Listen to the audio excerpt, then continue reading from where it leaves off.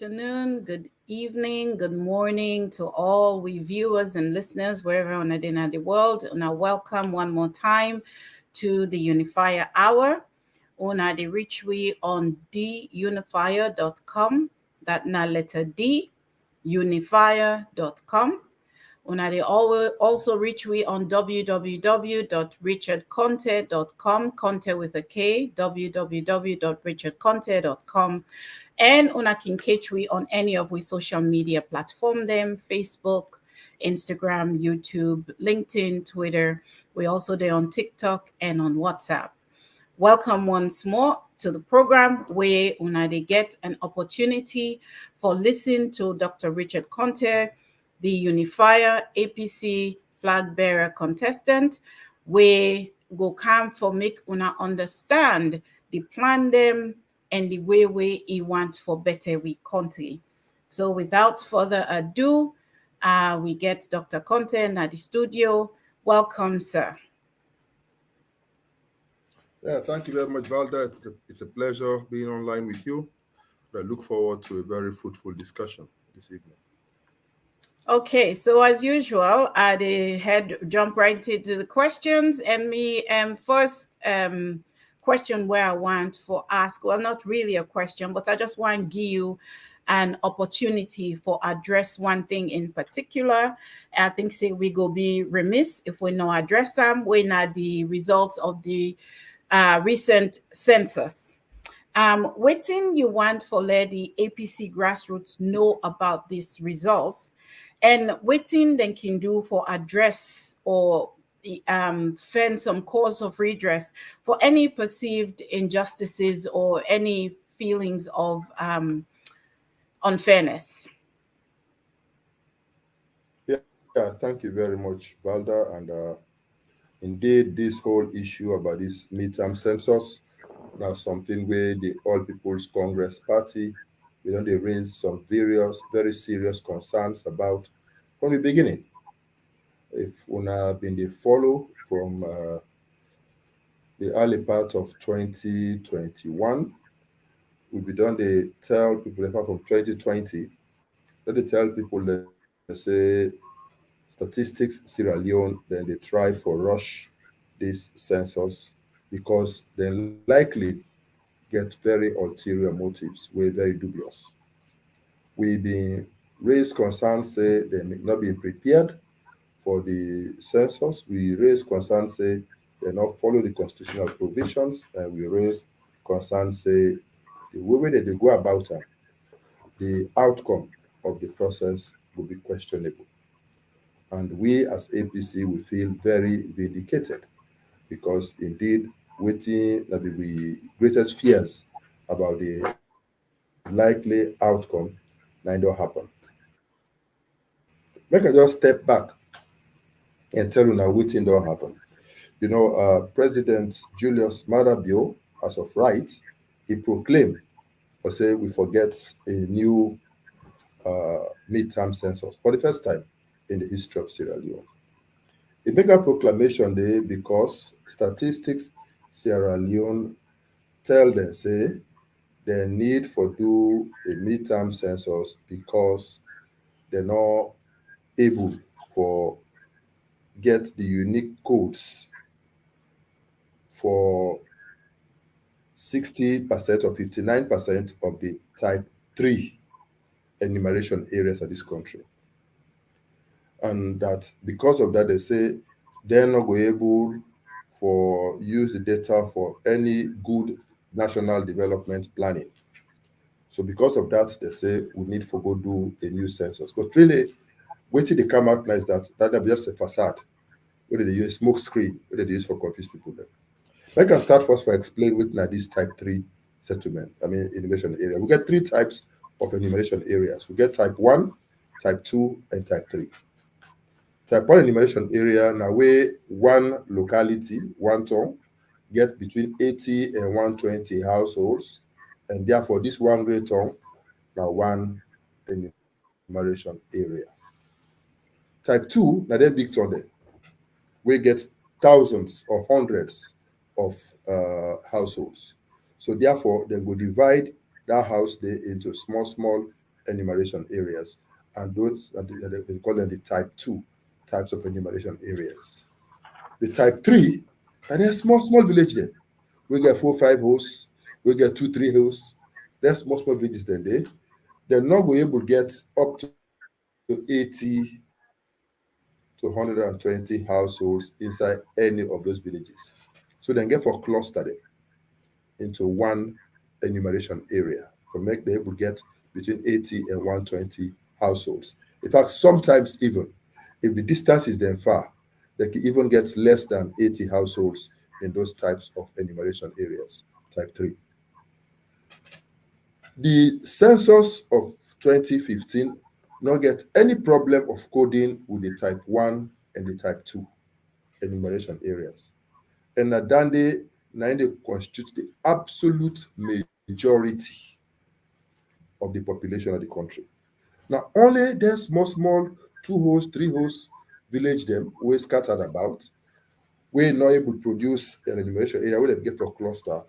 Now then they're not able for give a unique code to each settlement. But when they cluster them together, then we will know say inside them 3 villages here, they not get school, they not get water well, they not get toilets, they not get court barrier, etc. etc. If they get school, then we will know say they get school, they get court barrier, they get this. Whatever services available in these 3 small communities, then capture in the census. Whatever services they not get, they capture them. All the demographic characteristics of the people there inside those 3 villages, they get them. Everything correct. The count of the people inside those 3 or 2 or 3 localities, they capture them. The only thing we are not able to do now for say, let's say that they give a code to every enumeration area as 1 2 3. Then we know say this uh, enumeration area number 3, they go know say you get 3 localities. They go know say total you get 10 people. But they not go know whether this one tongue get 5 people, the other one get 3 people, the other one get 2 people only. But they go able know say these 3 villages together are 10 people that did it. So because of that, when they're not able to get that information, now the small villages, for 60%, to be 100%, for only 60%, and they say they for do a whole new census and cover the whole country and do all things. And interestingly, if you look at the total where they come up with, if you project from the total where they've been given in 2015, you go if they project the population before be around 7.4. So if they get a population of 7.5, what it means, the census of 2015 be almost real, because the projection they show say the figures were not wrong in the first instance. And if you also study the demographic spread of the result of the 2015 census, you go see say it follow the pattern of previous censuses from 1963 to date. So really there was no compelled reason for make the before warrant a midterm census, when in reality a real unscheduled census for Sierra Leone being due in 2025. Nearly 2 to 3 years from now, we're supposed to do another census. So with all the they don't do, in another 2 3 years, Sierra Leone supposed to do another census. You go ask the question, why they rush? Why they not wait? Why they begin to do this thing? When it don't come out clearly now that, then do all of this because they want for create new constituencies. They want for increase the number of constituencies in their strongholds and reduce the number of constituencies in which they perceive for staying at the strongholds of the APC. And if you look at the figures the way they announced, you will see say in the strongholds of the southeast, the population they increase. In the stronghold, in the so-called strongholds of the APC, population increase. But waiting be make now most alarming are the population for Freetown, where they end up for say the number of registered voters in 2017 for Freetown, it plenty past the number of people that were inside Freetown today. And when they say registered voters, now people no more 18 and over. But when they do census, now everybody from day one old to whatever at the longest age, and it also includes foreigners. It really, really ridiculous. So over and above that, APC they also say they're not. Yes, the president get the right for proclaim and say he wants census, but there is a process where they're supposed to follow. After the president don't make a proclamation, the minister in charge of statistics Sierra Leone for take the statutory instrument and lay them before parliament, make parliament pass them, let parliament Doc, I'm accept them. sorry. Parliament, Can I just interrupt for 1 second, please? You've been they talk about the numbers in Freetown. You can say that and 1 more time, please. yeah, I say, make I give you the exact figures, yeah. In 2017, when they do the voters register for Freetown for the 2018 elections, then get 606,942 registered voters for Freetown, urban. However, in 2021, 4 years later, when they do a census, they say the population for Freetown, urban, now 606,701 people. So which means plenty people they don't die from 2018 to now, to the point that just the registered voters in 2017 is higher than the total population of Freetown in 2021. And when the population of Freetown in 2021 it include picking them under 18 years, it include foreigners, etc., etc.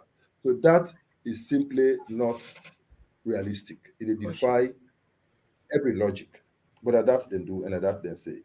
And we the other thing where the APC they say is that they no wait for make uh, uh, uh, the statutory instruments don't pass na parliament before they start the process. Before even that they remember, so oh, we be supposed for lay a statutory instrument in parliament, they be already complete the locality verification and they be already complete the cartographic mapping. So when they finally, through some very confusing way, force through the thing in parliament, they now go back and correct the anomalies, then just proceed. So which means then just continue with an illegal process. And that the APC will get reservations about it. So say they began for shift the census for two times because APC be consistently they tell them say una they rush, una not prepared. You cannot do this thing. You don't have the time to do it. But they were in a mad rush for try for do them, so they do them.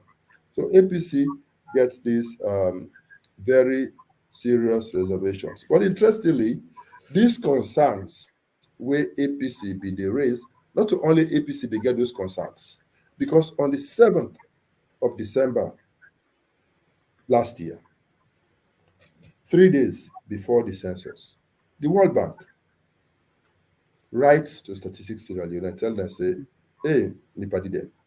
Now we be don't give una money, $6 million out of the $30 million grant to Statistics Sierra Leone. We say make una allocate them to this census. It means we've been buy you to the idea, but we be give una money, make una do a credible process, a comprehensive process will go add value because of the concerns we una raise. But we don't find out three things where we don't feel say right. One, they say the pilot census report where una prepare, we not see am. We not even know whether una don't analyze them and una don't incorporate the recommendations and una don't act on them. We not know. Two, they say the training where una they provide to the pooling to the enumeration officers inadequate. Una they rush am.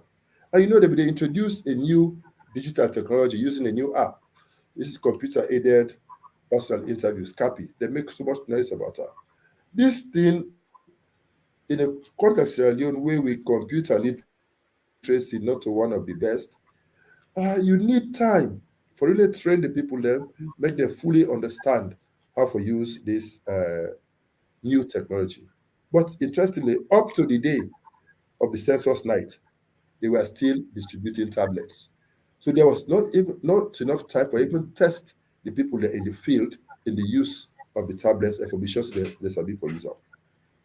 Thirdly, World Bank say we don't find out say the field enumeration plan where they get for use for determine whether Statistics Sierra Leone gets the complete data or the logistics where they need for be sure say they don't prepare well, they don't plan well, everything they in place, all the equipments they will don't put in place, the dashboard, everything they function well.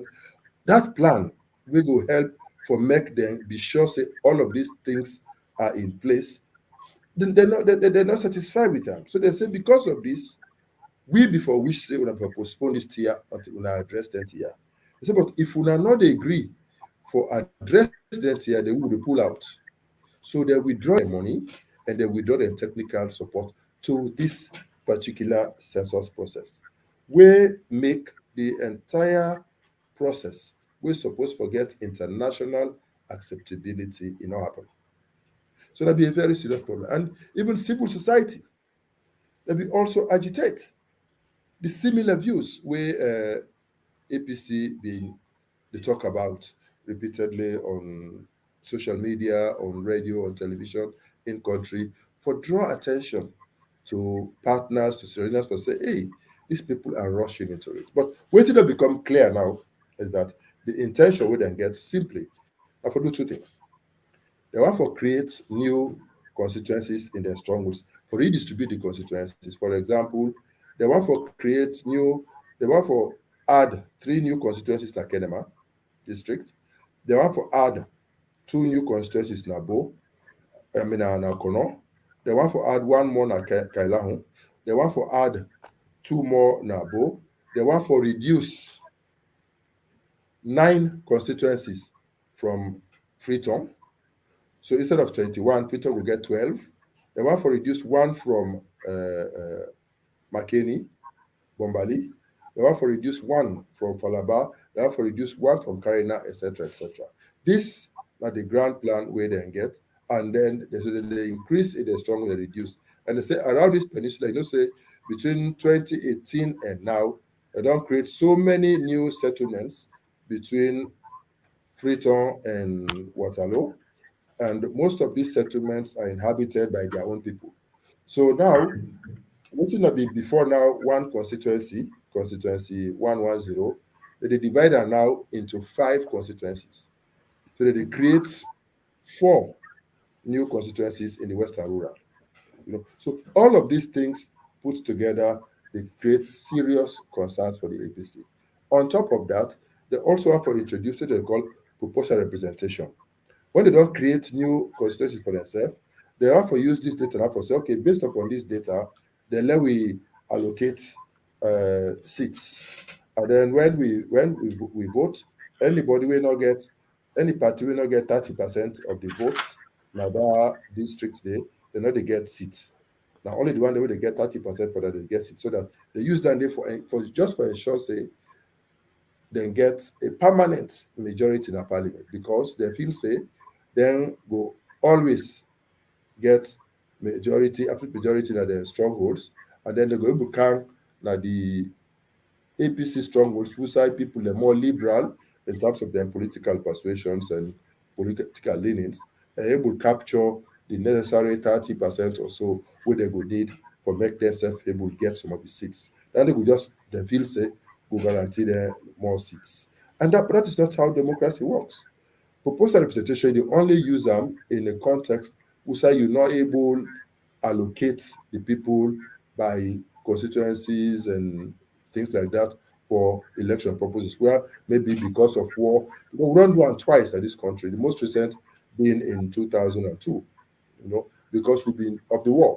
96 and 2002, we've been there for going to parliament, amend the constitution, and unanimously, all the parties in parliament, they agree for say because of the war, because some areas are inaccessible, it's not possible for me to do a proper comprehensive election. So therefore, maybe we can go this way. But because and it get a lot of disadvantages. The tie between the rep and the people is disconnected because the people that they appoint and a party they appoint. Not to representation again from any particular area for people there. So in that process, then they deny the citizens of this country their right to representation in parliament. So because of all of these things, APC being get for say they're not go able for be a part of a process when not legal, they're not going to be a part of a process where they feel say a flawed from the get-go. And therefore they say they're not going to see any compelling reason why they for participate in a fraud process, in an illegal process, and the process will not go yield valuable results, where even the World Bank and even the civil society in Sierra Leone don't subscribe to. So this is the situation we are there now as a party, and the party don't issue a statement where we don't show what we position for so we're not going to accept these figures because they're not credible, and the party don't also do a letter to the development partners that will then go deliver on Monday or convey the same position to those partners. Thank you so much, sir. That's a very clear description of what they go on, the impact of how it affect not only the country in terms of the theft of democracy, but also the upcoming 2023 presidential elections. Because when you begin for add constituencies nilly-willy and reduce others nilly-willy, it means say you they discount certain people then vote there and put more weight on other people then vote there, and then they very clear to we say it's based on regions and tribes and political affiliations. So me people them on I don't hear Dr. Konteh don't explain, don't break down the census and waiting a mean for we country, waiting mean for we country in democracy, and are we the people then now we get for go vote.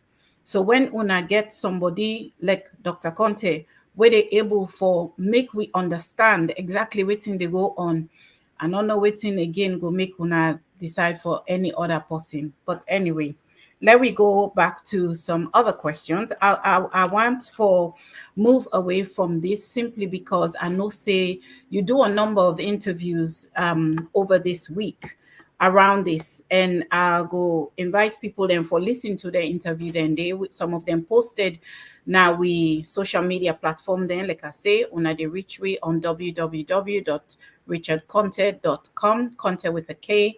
Una the reach we on dunifier.com, that na letter D unifier.com, and we don't post some of their interview then they now we social media platform them. We're there on Facebook, we're there on Instagram, we're there on Twitter, we're there on YouTube, we're there on LinkedIn, we're there on TikTok, and we're there on WhatsApp. So any one of them, I can go listen for making understand a bit more about how these census they affect we country, they affect we democracy. Dr. Konteh, I want just to move on a little bit with some other concerns around we own party, the APC party, where me believe saying an indomitable party, and I believe saying that the only party where Salon can depend on for bring progress and a good future for the country. There was a radio interview maybe a couple of weeks back where the current leader, Peter Konteh, talk say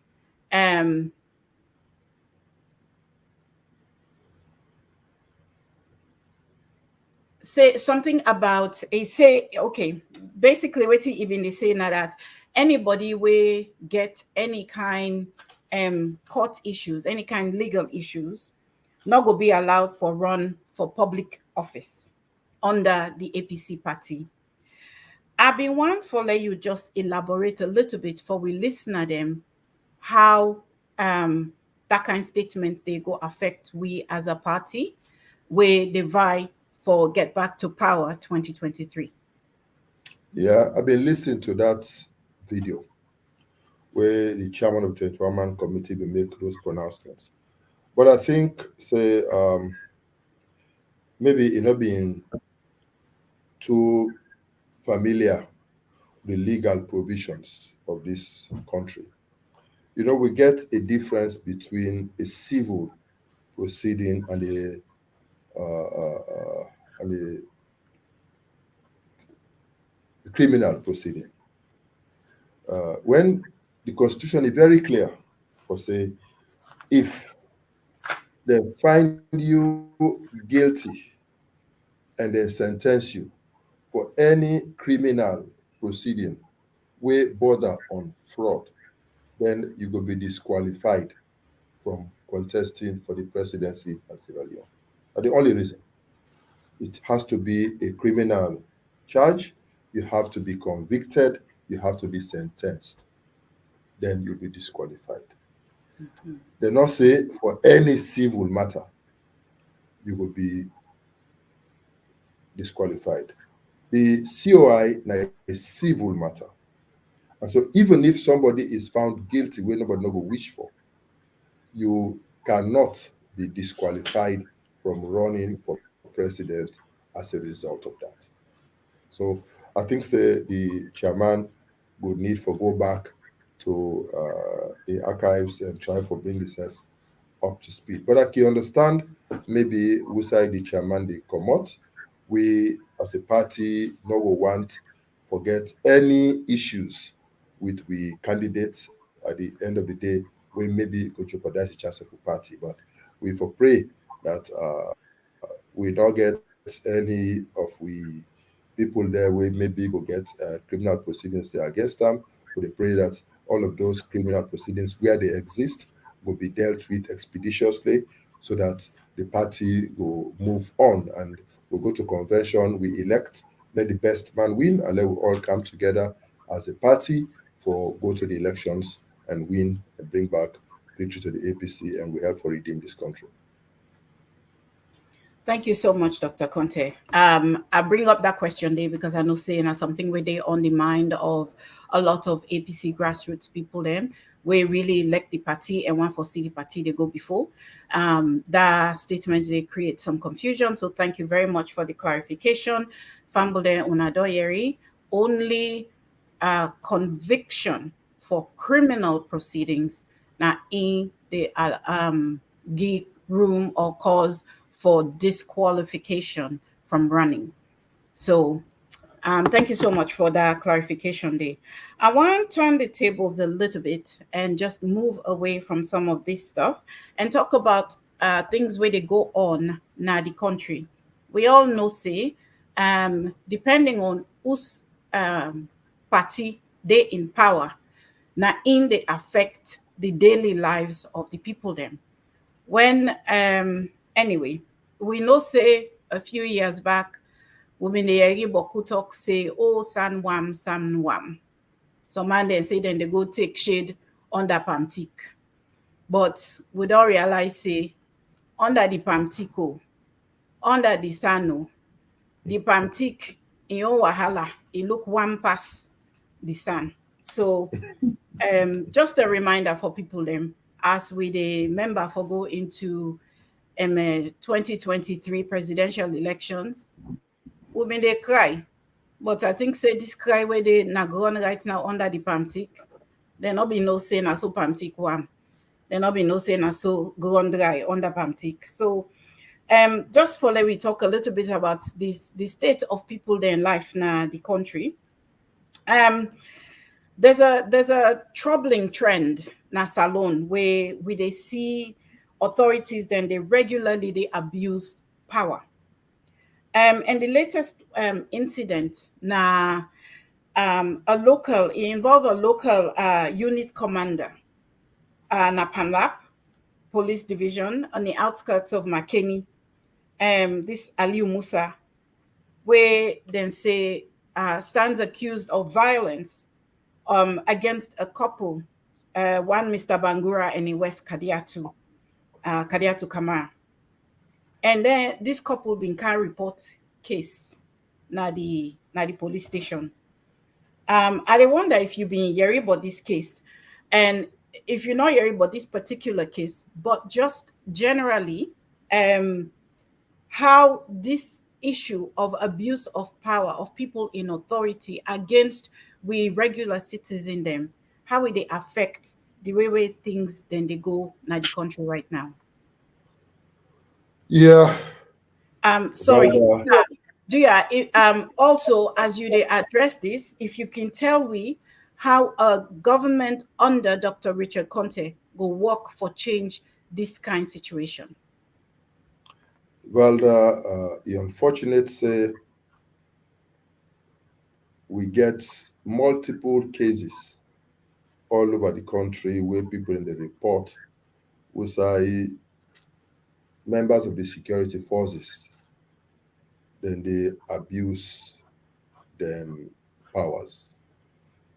Either it take the form of use of excessive force for deal with certain situations where maybe with some professionalism and tact, do it otherwise, or clear cases of abuse of human rights, up to the point of clear cases of killings and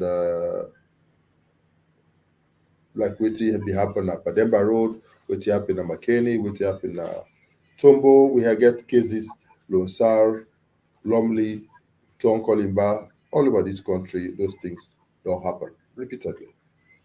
We also don't get cases wherein, like the Chaledi Namashaka after the Constituency 073 by elections on Sunday morning, then they celebrate the victory of the APC. They can arrest their nine, they can detain there na McCain na Freeton Aya for some days. And after that, they charge them to court. And to date, they are attending court on a regular basis. And really, if you look at the case in question, there's not much to write him about, like a clear case of abuse. Just because somebody from the ruling party go report there, they arrest them, they detain them, no person not get mind for make them throw the matter out because clearly a case of abuse. But as I say, some of these issues are still sub judice, and so therefore I no go want for comment further on them. But generally, we don't get a number of cases where members of the opposition don't raise concerns about their human rights where they are abused. Me, for example, now a victim. There was one time after an election, I was a bit vocal about that election and I was a bit critical about the actions or inactions of the government on that election. The next thing, well, I see, they arrest me, they lock me up for 4 days for nothing. you know. After 4 days, they release me without charge, and they say that they investigate, and they're still investigating. These things, then they happen, they infringe upon people, then human rights, and I think it's wrong. So definitely, since me don't personally experience them, and since me don't personally witness some of these things, and since me don't get a feel of also having been part of the governance architecture of this country, and I know how some of these things supposed for happen as against how they actually happen, I believe so when I come into governance in next year in June 2023 as president of this country, I will make sure say one of the first things we are going to do now for separate the office of the Attorney General from the office of the Minister of Justice. The main reason being that I want for keep direct political interventions into legal issues to judicial issues at a lower ebb so that the interference will be controlled. After that, we go do a judicial review of the whole judiciary for try to see what else we may need for do for it improve upon the way in which we dey dispense of justice in this country, with a focus clearly being on ensuring that people's human rights are not unduly trampled upon. We will also ensure, say, the security forces are well trained, made very professional, and provided with the wherewithal for dispense of justice of justice in the correct way. And in cases where we find out, say, there was a clear case of breaches and where no appropriate corrective measures have been taken, we go use work within the limits of the law to make sure say we take appropriate measures, appropriate remedial measures to allow such things not for continue unchallenged. So we go work on these things and ensure say it happen. We go ensure say the Human Rights Commission, for example, what would they set up? It's not going to be a commission where just made up of people from one side, and we also will be overtly politically biased, but one with people of integrity, and one where we will give the independence where they need, and one where will get the capacity for able challenge issues, and they go believe say nobody will use power from above for influence and discharge of their duty. So when we receive the human rights report, the state of the human rights in the country report, it will be an objective report. And we'll get a situation wherein an embassy, like American embassy, will release a report, a damning report about the human rights situation of the country again. We will take concrete steps to ensure that those things will not happen. So we will improve upon the human rights situation across the board and allow every Sierra Leonean an equal and unfettered opportunity for move around, express himself within the limits of the law, and where anyone feel say his rights have been trampled upon, they go able go to the courts and seek redress so that nobody will need for resort to take it into your own hands because you know say there is somewhere you can go and seek redress and somebody will listen to you. Thank you so much, Dr. Konteh. Me famble there when I did listen to the Unifier Hour on theunifier.com, letter D, unifier.com. When I just listened to Dr. Richard Konteh, they respond to a question where I ask around the abuse of power by people in authority and waiting a government under Dr. Richard Konteh would do for reducing kind occurrence than they, and he give a number of things where he could do. And I think say one of the bigger things where he mentioned now the separation of the Attorney General office from the Minister of Justice in office, and also that he will work for give them independence from the judiciary independence from political affiliation so that they go able for make independent decisions. And I think saying are two very key things in the way you mentioned.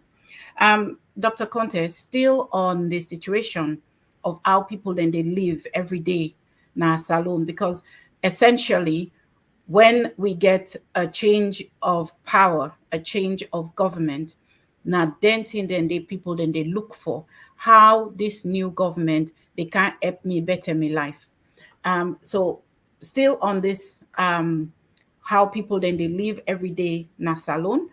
Adieri reports then from residents na salon in all over the country really, but majority na the Freetown area, were very, very dissatisfied with the power, the light condition, because blackouts they come, and then when blackout come, where light come back, it they come with such heavy voltage that it they destroy people their equipment with them get a house. We're in a situation where right now everything where you think about in price don't go up. Now, when this power come back, when the light come back, it dey spoil people then fridge, spoil people then freezer, then stove, all them thing the way now the more expensive things the way people then can get at their house. Um, Considering all the high cost of consumer goods, especially then kind big ticket item then they, how you your own government, a government under your authority, go work for remedy this kind crazy lack of power and boku blackout with salon they get. Yeah, thank you very much, Valda. The power situation in this country is very deplorable. Right now, they say we get light na me house, but the light is not useful for anything. It's not even enough for turn on the television. And even where I want for put on the air condition for can do this interview, I get for go start the generator. This that the problem where we get inside filter, where even when you get a light, you never use them. And sometimes because of the fluctuations in voltage, it will blow off with few electrical equipments that we will get. That besides, we get a situation like in the north, in McKinney, we been get fairly stable supply of power, but if we don't go take away the standby machine, we've been there in McKinney such that when, for example, 2 weeks ago, they began for shut down Bumbuda for the routine maintenance where they do on Bumbuna, McKinney been get for go without light for weeks. And now McKinney where be fairly okay in terms of light, you don't get serious problems. We happy now that at least um, we know say the APC government know how to bring light to this country. When APC become the power, Sierra Leone will get less than 10 megawatts of power. This whole country, Freetown, will be the darkest city in the whole world. We get them light within 90 days. And we see how we increase the power supply from under 10 megawatts to around 300 megawatts by the time we left office. And we also lay the foundations for what they happen now.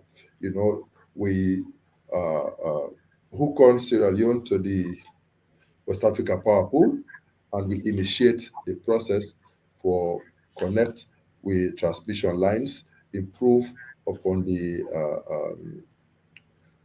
voltage lines from 31 kVA to 166 kVA for able allow we for import the power from Cote d'Ivoire, and that system will be start. I'm glad that we don't begin for receive the power, at least the eastern part of the country that begin receive that power there. I will hope say the power will continue. So that APC initiate that process there and this government continue with that, that begin to see the yields. We also gladly say the rural electrification program where APC will not start from that, we electrify all the chiefdom headquarter towns, provide solar energy with them. If they're at a very slow pace, we're glad that they don't begin roll them out, and a number of villages, a number of chiefdom headquarter towns now get electricity. They'll begin to benefit. And this now something where we go continue. We believe as a party, as APC, because the power is very critical for business. Power is very critical for sustain the economy. Power is very critical for even the social well-being and we standard of living as a people. And so we will prioritize them. We be don't do a very good job where we will be unbundled NPA into EDSA, whether the Electricity Distribution and Supply Authority, ETGC, whether the Electricity Transmission Generation Company, and then we get the third arm where the regulatory body for these two institutions. So now we have the structures in place for allow for more private sector injection into the process. So we go ensure say we do that as a stopgap measure, get the private sector for coming, use independent power providers, we enter into power purchase agreements where on terms we could be favorable to this country, we could put an undue burden on the people whilst we try for for get investors for let we do we hydro potentials and with solar potentials we get at this country. I know say we get the Bumbuda 2, Naibin, we get the Big Congo Falls, we also get huge hydro potentials, and we get huge solar energy potentials that this country. We already say the World Bank just don't support a 30 megawatts solar farm, uh, solar energy project for this country, for the Western area, and the government they can try for negotiate for make them use part of them Nalunge. So these are the types of things that we will expand upon for make sure say we fix this energy problem once and for all, just in the same way where we go expand upon the road infrastructure projects for ensure say people then able to move around the cities with ease, and people able go intercity with ease and with all the attendant benefits for trade, for agriculture, for industrialization, etc., etc. We will also ensure say we fix the water supply situation permanently. You know, on a previous interview, I will tell you say I've been get a visit from the ambassador of Egypt to Sierra Leone. He asked me a simple question. He said, "Doctor, he said, what do you make Sierra Leone not get free to not get water? Would they not get this ocean?" He said, "You never will understand." Now I said, "Permit myself not understand." I said, "What if you say we can do? Let's say you can desalinate." I think the technology exists now for make we take the water direct from the sea, pass them through a desalination plant, extract all the salt from the water where they can process for do other things, purify that water there and pump them into the system and use them. So and I know say technology they improve by the day, so we will definitely explore that technology for try for see waiting we can do for fix the problem. We will also I know say we've been left a drilling machine, borehole drilling machine at the Ministry of Water Resources, so they gather capacity. So we'll see how we can do community-based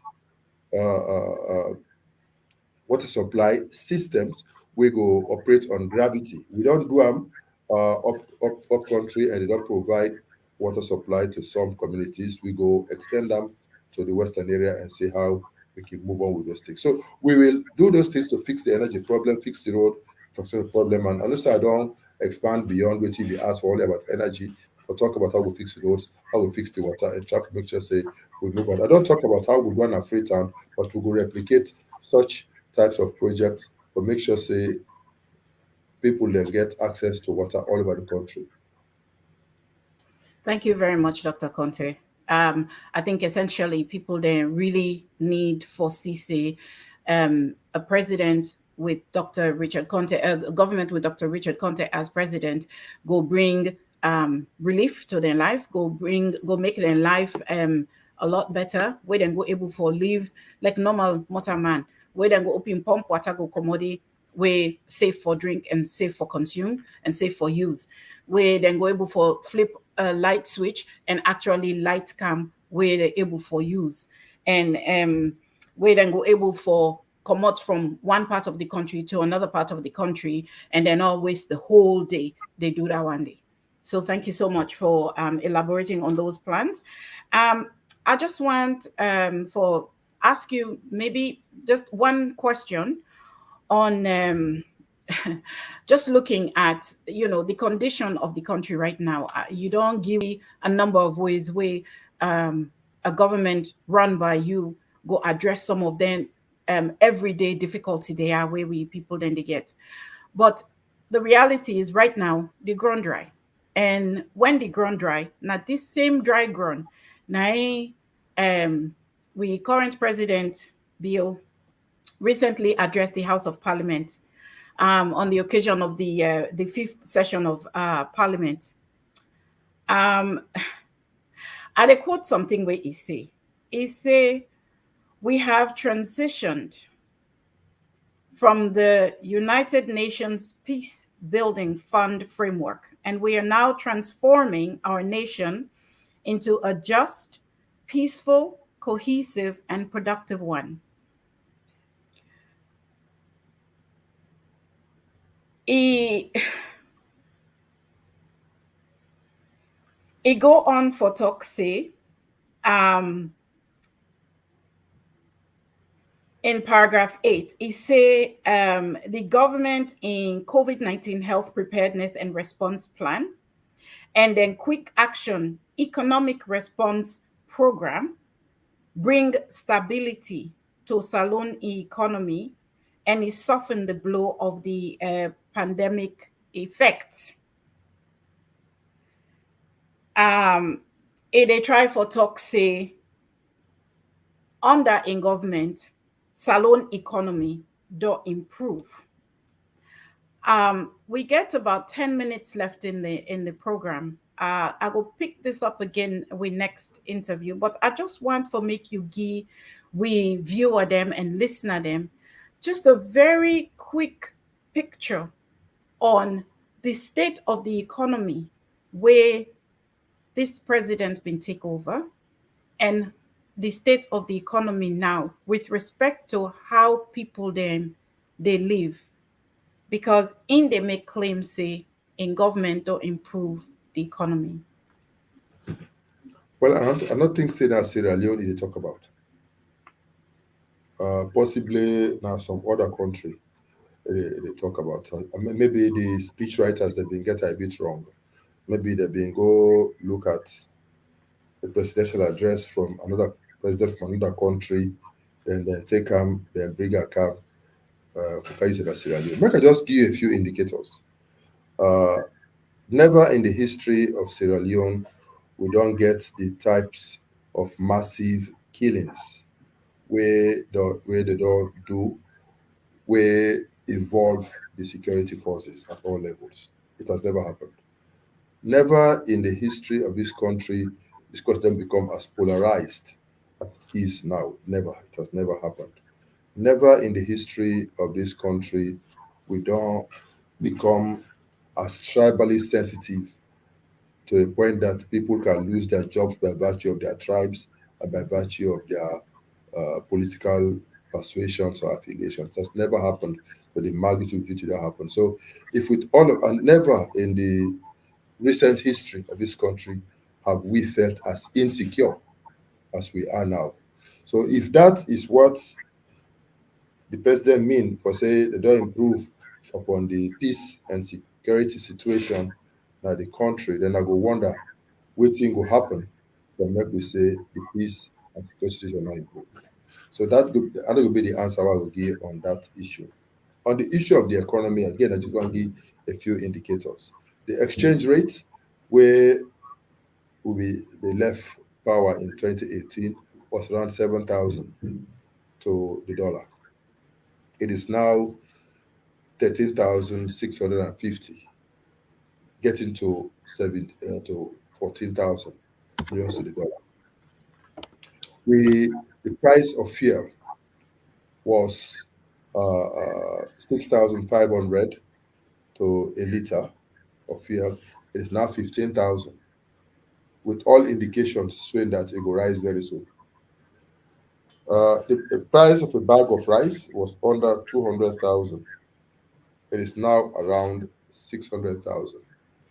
The cost of transportation around the country will increase exponentially. The cost of doing business will increase exponentially. The tax burden on businesses does also increase, that businesses are shutting down. And unemployment stay on the increase, and people are suffering. Business not a flow. Hotels are empty. People are dropping out of school for various reasons. If these things then they happen, and you they say now an economy where they improve, then I would wonder waiting need for happen for make them say the economy not dey improve. I'll stop at that point. Thank you so much, Dr. Conte. I'm glad you stop at that point because I really been just want to let people then get a little bit of an overview because we will pick this up again next week by God power. And as usual, in the last 5-6 minutes of the show, I want you an opportunity for address with viewing audience, with listening audience, and make them and tell them why make now you now the only viable flag bearer candidate for the APC party and the one we go bring Sierra Leone back onto the world stage as president in 2023. Thank you, sir. Yeah, thank you very much, Valda, fellow Sierra Leoneans, comrades of the APC. I want to start for tell God thank you for we party. Few weeks back, 3 weeks back, we were there in a situation of limbo where we don't know. We say we there, we all not be know which kind of judgment Fisher will give it. We'll all be worried. Now at least we get a judgment. Now at least we get in place a 21-man committee, young, mostly young boys and girls, or men and women, where they lead the party now. Of course, because of their background, their age, their experience, they face challenges here and there. And because of the what they inherit, they face challenges over here and there. But I believe say they try in their own little way, and I believe say we as older and more experienced party people, including members of the former national executives at all levels. I think say, and even former ministers, former members of parliament, former leaders of we country, where our APC people there will get a responsibility for give the people the yes, the drama committee every backing, every support we they need for make them go succeed. Because at least now the court in stranglehold on the party, it don't cease. Now at least we know say we party can move on. We don't finish the first phase. We don't get we rules and regulations in place, and we believe say now that they try for put together the 25-man committee. They don't submit the rules and regulations to PPRC. We believe say then go gazette them very soon, and we hope say whatever objections people can get here and there, we will get in the true spirit of APC an opportunity for let we sit down, let we discuss and agree on waiting realistic, waiting feasible, and then we'll move on to we lower level elections, and clearly we will end up forget we flag bearer elections. Let the best man win, and then we will move on. So at the see light at the end of the tunnel, they see hope for we party, and they see an opportunity for make we party break away from the shackles we don't hold we back all of these years to prospect for a new beginning, a new life, a new lease of life, a new beginning for we party, and hopefully a resurgence of the party we will bring you back into governance in 2023. I'm also happy that so far the 21-man committee don't try for ensure say and bring everybody together. Last week, I think it was on Wednesday, they invite we all on a party office. It was very, very emotional. Everybody will matter inside the APC. Almost everybody will matter inside the APC, apart from we leader and chairman and the deputy. Almost every other person will matter inside we party was in that party office that day. For one reason, we are all eager for peace. We are all eager for unity. We're all there to say now is the time for make we all come together. Now is the time to make we embrace each other. I felt very emotional way after the closed door meeting where we all as leaders of the party, we come out on the balcony, we sing APC now one word. So talk to we grassroots people and for me them know say APC is back together. And then together we sing the victory song. For me, it was touching because we don't miss that for a long time.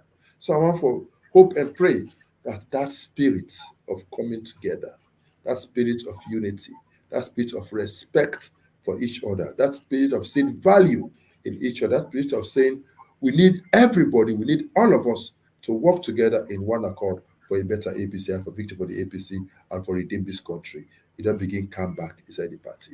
For me, if nothing else, I think say that day now something for which we get for commend the 21-man committee. So going forward, I believe say we as members of the APC, we get for now begin think. Very soon we will go into election for elect we leaders. I want let we put we country first. I want let we think of the situation where we dey in right now as a party. I want to think about the challenge where we go potentially face in the government in power now. And I want to make we know say it will not be an easy thing. So therefore, it will not be business as usual. we get for therefore sit down and think about which type of leadership we need for the current times. Every time, every dispensation need a own type of leadership. During war times, we know the type of leadership where a country need. During peace times, we know the type of leadership where a country need. Me, for a party, these are very desperate times for the APC. We cannot afford another 5 years of we neighbor them. Therefore, we need for select a leader with a proven track record of leadership. A leader wey na a pure APC, a loyal APC, wey don demonstrate for say e love the party and e ready for defend this party, and e don demonstrate say e can do am, and e don defend and articulate the position of the party over time. We need a leader wey fearless, a leader wey can defend with votes, a leader wey go guarantee say we no go vote and we lost with votes, a leader wey go guarantee victory for the APC. We need a leader wey go unite with party again, and a leader wey go unite this country again. And we need a leader wey don demonstrate for say e can do am. We need a leader wey go be there for the common man. A leader wey don demonstrate over the years for say the concerns of the common man in the party are his or her concerns. That he go dey there for the common man when he cry, and he go dey there for the common man when he smile. And he go ensure say, as a country, we give every Sierra Leonean an equal opportunity for actualize in fullest potentials, so that we can go back to having a Sierra Leone that we can all be proud of, a Sierra Leone where we can all live together as one people, a Sierra Leone we all will cherish. Me now, a humble servant, Dr. Richard Konteh. I don't get the opportunity for serve my country as a teacher, as a lecturer, as a church worker, as an NGO civil society worker, as an international diplomat of some sorts working for ECOWAS, as a minister, the Minister of Finance, as a Minister of Trade, as the Chief of Staff of this country. I don't also get a wealth of experience in the private sector as a businessman. The combined experiences we have done together over these years and my interactions with people don't give me the opportunity for able to understand how to fix some of these problems. So I will not be hitting the ground running. I will know what it means. I have demonstrated that I genuinely love my party. I've demonstrated that I value my colleagues in the APC. I've demonstrated that I love my people in the APC. I don't demonstrate, say, when people they cry, I they cry with them. When they rejoice, I they rejoice with them. I will stand by you, I will defend you. I don't demonstrate, say, I can do it. I don't demonstrate, say, I can be there for defend the party at all times. I don't take risks for this we party. I don't take risks. Even now, when they talk so, now risk I they take. Because I believe, say, somebody has to do it. And if that person has to be me, so be it. I believe, say, somebody get for be ready for take the risk for the APC. Somebody get for be ready for lead we against we neighbor there and win. And me, they offer myself as that person. We're ready for provide the leadership from the front. I'm not gonna say when I go and they come. I go say I did before when I go. And I for sure when I say with Richard Konteh as on a flag bearer. I will mobilize me company them for make we come together. We already start that process with the big six. We do them with the big six plus. We will bring in other people. So we don't demonstrate, say we can do it. And I believe so we will expand on that. We go value each other. We go bring everybody together for Lord work together. When we bring everybody together as a united APC, we all go work together for a short victory. Comrades of the APC, the choice is yours. Richard is here for you to use. I offer myself as a servant, ready for serve una, for provide servant leadership. God be we helper. And I believe so with God on our side.